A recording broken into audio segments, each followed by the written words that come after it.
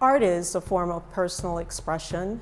To do something with a pencil or a paintbrush or a chisel or photographing things that reflects exactly your cultural ambition. I have always used art to just let out my frustration, to get inspired. Exploring those dimensions that you normally wouldn't do in everyday life. It's how to express yourself and how you can be self-confident. And it really showcases who your inner being is. It helps bring the greatness from the inside to the outside. Living and just being yourself. Getting up in the morning, drinking coffee, and sitting and crossing your legs and smiling and saying hello to people and just loving yourself and loving the world. That is art.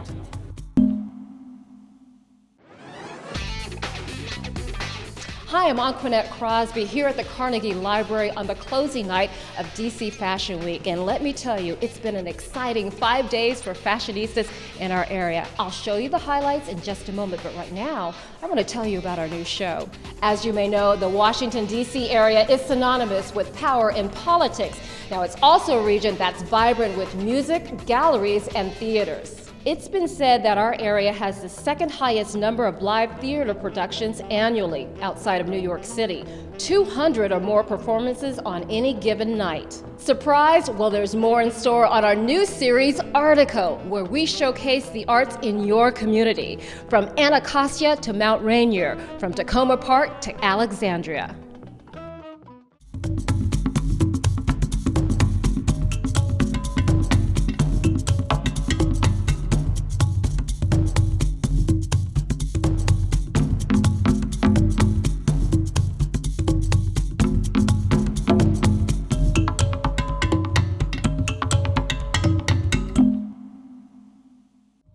In our first story, if you look closely, you may just see the next Misty Copeland. She's one of the world's most famous ballerinas. Check out this class held at the Arc in Southeast DC. These students are participating in one of the Washington Ballet's community engagement programs. These programs have trained more than 70,000 underserved children since 1999.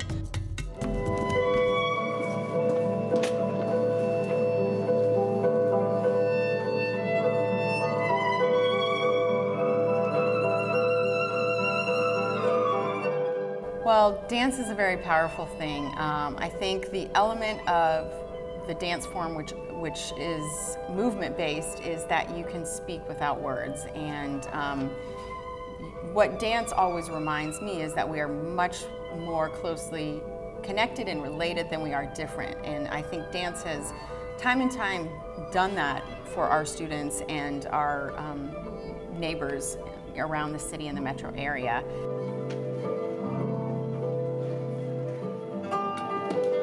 So whose idea was this? Well, I can definitely thank our artistic director, Septime Weber, for the creation of Dance DC, and his co-founder, Lorraine Spiegler, who was our director of education at the time.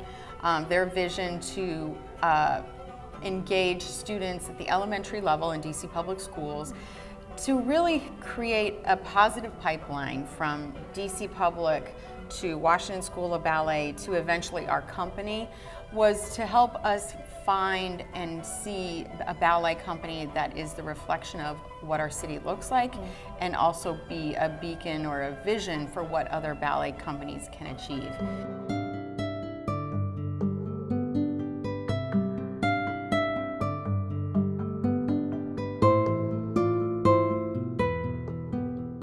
Let's talk about Dance DC and the importance of having a program like this in this elementary school. It's definitely important because children on this side of the river, no matter where you are in any city in the United States, there are always, areas that I call or sometimes seem to be a little bit more forgotten than children in more privileged neighborhood. And unfortunately, children over here, they're not exposed to the art of classical ballet. So I think it's important for them to see that, and as well as to see people who look just like them that are today's stars in classical ballet. It teaches them discipline. What other things does it teach them? Discipline, carriage of your body. Am I sitting up straight? Yes, sitting up straight with, what we call a ballet posture, a ballet back. definitely learning how to socialize with other people because you're working together, and also teamwork. What's always really impressive is just the raw talent that you see in a classroom. You know, we come in, we do a quick audition style class where we get kids moving, they're not sitting, you know, getting their blood pumping, getting their minds thinking quickly, working in a team. And what's beautiful is you see kids working kinesthetically, musically, spatially, and they are just so talented.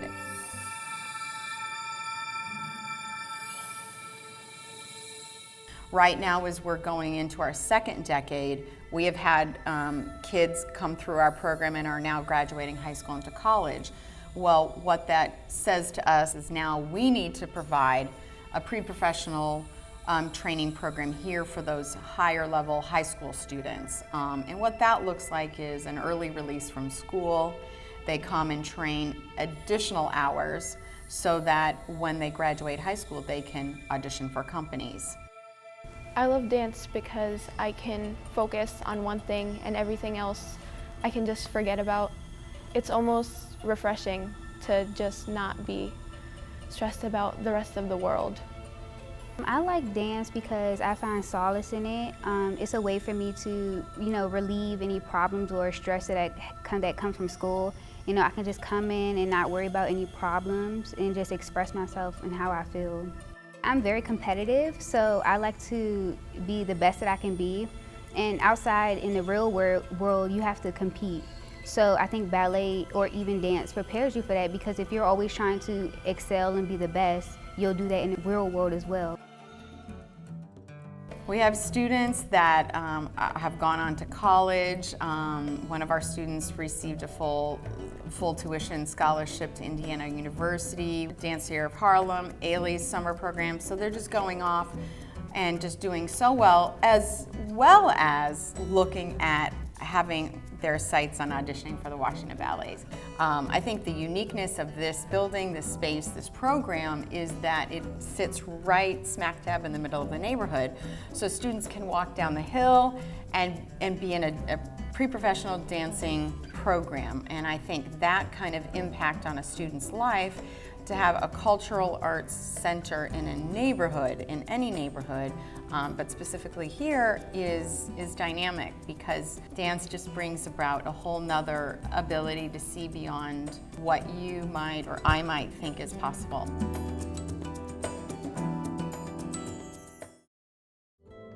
I really like ballet because when I discovered it, I thought it was really cool, and then I wanted to start being a ballerina. So like every morning or something, I would just be twirling everywhere, and dancing really inspires me because it helps me, and I really like that.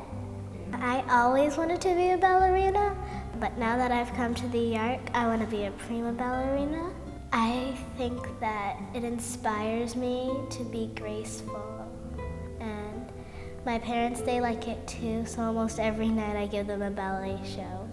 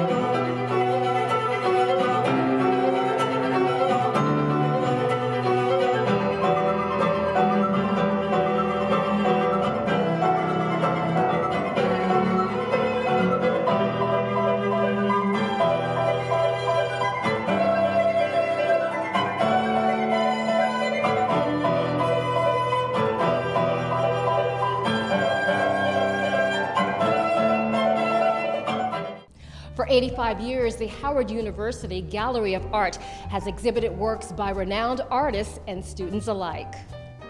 Recognized for its extensive and diverse collection, the gallery is one of the top college galleries in the country. The Gallery of Art was established here at Howard in 1928 by the Board of Trustees to create a space where visual arts could be presented for the study of art by students. We have a proud legacy of individuals who've come through the program, both as visual artists and art historians. Individuals like James Herring, James A. Porter, Dr. Driscoll, Elizabeth Catlett, Alma Thomas, Lou Stovall. The list goes on and on. This particular gallery was selected in 2014 as one of the best educational galleries in the nation. And with that being said, the Gallery of Art entertains and sponsors a lot of the schools in the consortium of the Washington, D.C. area. When the gallery was founded, Washington was a segregated city. And the gallery here at Howard was a place where blacks and whites could congregate. It was a meeting place, it was a cultural place, it was indeed one of the leading art galleries here in Washington. So when the space that we're standing in opened in the 60s, it was still a leading gallery in Washington. When it was located in the lower level of Rankin and when it was located in Founders, it was still a place where people in Washington would come to see fine art, not just black art. In fact, Herring and Porter were not individuals who taught just black art. They saw the gallery as a place to feature the works of artists. One of the wonderful things about the collection here at Howard is its breadth and its depth. The collection has over 4,000 pieces, close to 5,000 works of art. I love the works of Henry Ossawa Tanner, who worked in the late 19th and early 20th century. His very almost romantic landscapes and religious paintings are a favorite of mine. I also like the works of William H. Johnson. He's a real heartfelt treasure, and one of the pieces in the collection of the Three Marys, it's Christ on the cross with the Three Marys underneath. It's a haunting, poignant work. In fact, some scholars think that the portrait of Christ, or the image of Christ, is a self-portrait of the artist. And I'm standing actually next to a work that's a favorite of mine as well. This is a work by Mary Edmonia Lewis, who's one of the earliest sculptors, female sculptors of African descent in this country. And this work was done in Italy in 1867. It's the same year as the founding of Howard, so it has double meaning as a treasure for the collection and a work by Lewis, and the work is titled Forever Free. One of the things that might surprise visitors who are not familiar with the gallery here at Howard is the fact that we have 3 distinct spaces. The gallery is a resource on campus. We use it as not only a place where we show the permanent collection works, but we also use it as part of the teaching and learning environment here at Howard. So students in the Department of Art are allowed to have exhibitions on an annual basis, and we in fact are hosting the 85th annual student exhibition now. The student artists are working in paintings, their graphic design pieces, sculpture, printmaking. So the collection here on view for the 85th student exhibition includes works by artists, student artists, who are experimenting and excelling in the visual arts. Howard University's Gallery of Art has played a pivotal role in the sense of collectively housing and displaying artworks that are central to the African American experience. When you look at the art history books and then you look at the master black artists, just about everyone that you can that you'll come across, we have at least one thing in the collection. Works by African American artists or artists of African descent have grown in popularity. Collectors are looking at these artists and purchasing their works at very high auction prices. The curator for the Smithsonian National Museum of African American History and Culture approached us to see if we would be willing to lend a work for their upcoming exhibitions. The work that they selected is the Aaron Douglas The Creation. It's one of the pieces in the collection that has a very spiritual focus. It has in it a figure, single figure standing in a landscape with the hand coming down almost as if it's the hand of God. It is amazing that not everyone in Washington knows about the gallery here at Howard. This is a place where not only can they learn about major and leading African American artists, but American artists, African artists, artists who also worked in the Italian Renaissance and early Renaissance. This indeed is a gallery that's full of treasures and full of information that we'd love.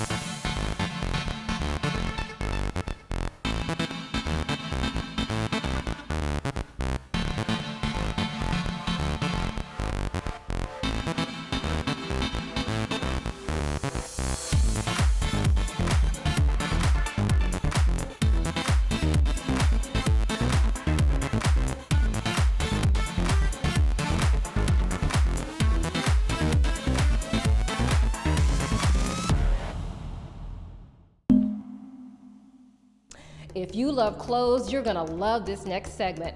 Artico hung out with designer and DC Fashion Week Executive Director Ian Williams and a few of his style maven friends to find out what's happening in the world of fashion.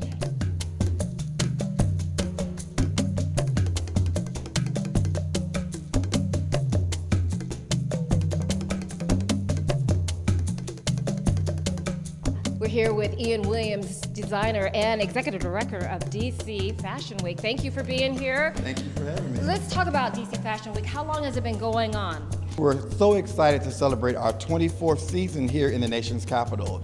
We started with the vision of establishing Washington as a center of international fashion. We knew there was strength in numbers. There's a great eclectic group of local talent, and we figured it would be great to have a platform to allow them to network and collaborate with other national brands and also international brands.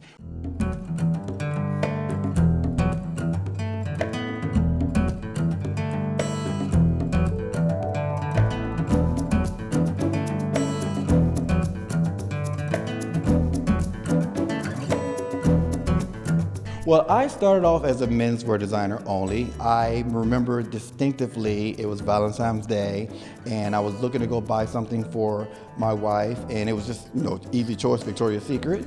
And I looked and said, well, what do they have for men? And I didn't really see anything that I felt comfortable wearing.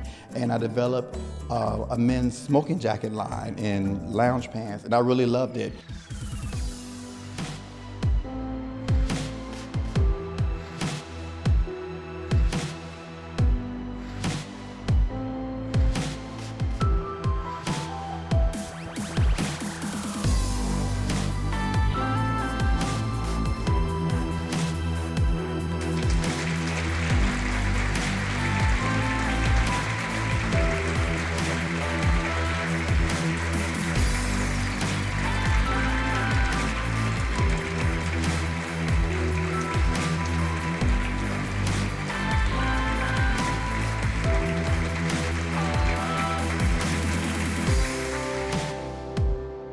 Modest fashion is a way of dressing that covers you, and a lot of women ascribe to modest fashion for a lot of different reasons. It could be religious reasons, it could be just spiritual, it could be just the way you like to dress. And we just like to express ourselves in the way that we dress. Just because it's modest doesn't mean it's boring or that it's old or anything like that.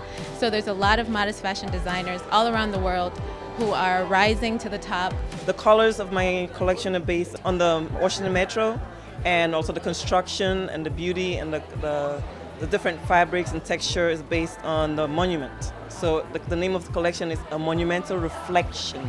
I've chosen textures and fabrics that basically African-inspired prints, and try to keep it friendly and interesting.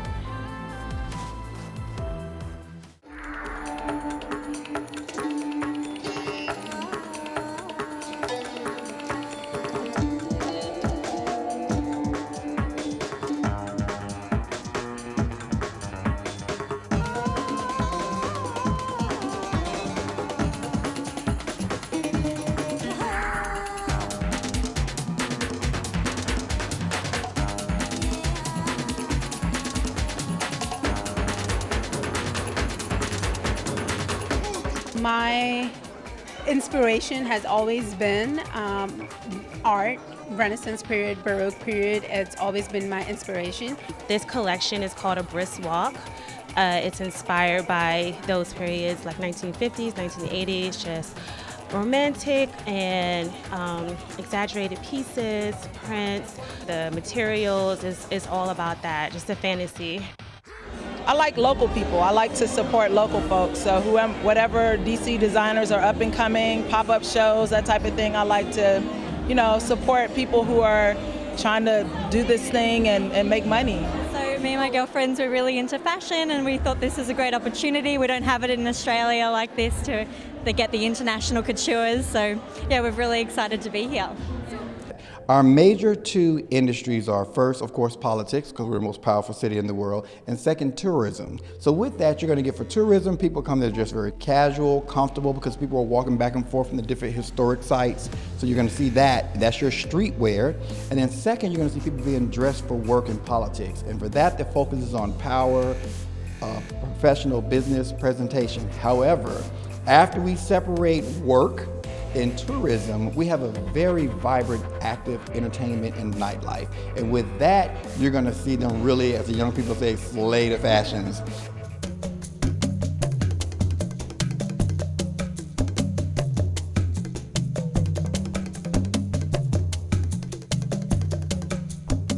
I think the secret to great style is knowing your physique, knowing what you can wear, and also knowing how you exude confidence when you're actually dressed. I wake up in the morning, I look and say, I look good today, regardless of what I have on. And I'm gonna make sure that everybody else feels that same level of energy and excitement when they see the apparel that we've created for the Valdisio collection.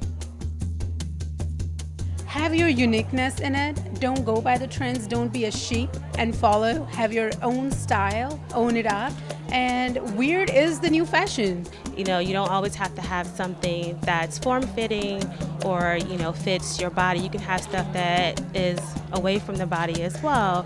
And just accents your natural curves and everything. So, don't be afraid. If it's something, if you have a creative mind and it's something that you want to explore, you should try it. I mean, fashion can go into anything, and it's all about bringing your creativity into a living dream, especially when you see it walk down the runway. I mean, it's beautiful, so just go for it.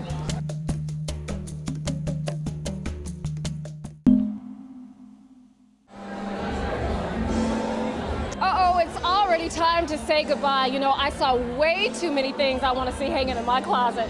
But don't worry, we'll be back real soon with another episode. But first, I want to thank our featured guests and to you at home for watching. From the red carpet at DC Fashion Week, I'm Anquinette Crosby, and until next time, I'll save you a seat.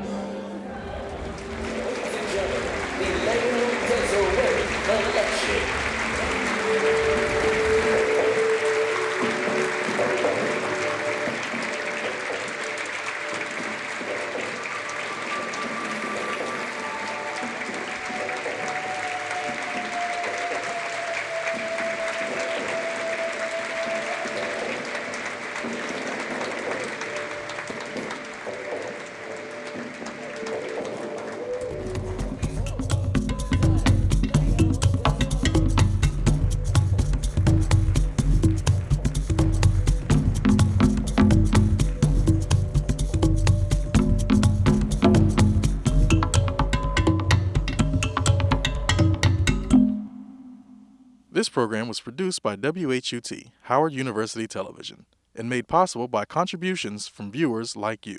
Thank you.